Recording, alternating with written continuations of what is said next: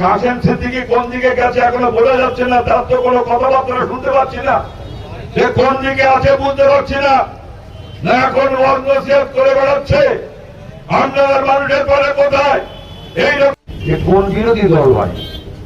মানুষ ভোট দিল তৃণমূল বিরোধী দল হিসেবে থাকবে। কোন একটা কঠিন সময়ে আমরা দেখলাম যে ভয়টা মমতা ব্যানার্জি তৈরি করলো, ভাবুন বিশ্বাস করেনি সেই দল থেকে মমতা ব্যানার্জিকে তাড়িয়ে দেবে, এই দল থেকে তাকে তাড়িয়ে দেওয়া হচ্ছে।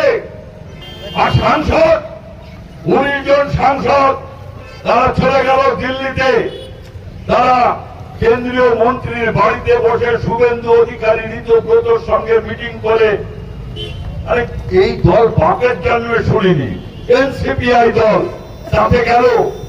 এই যে শুভেন্দু অধিকারী, তারা অনেক অনেক আইন পাস করছে,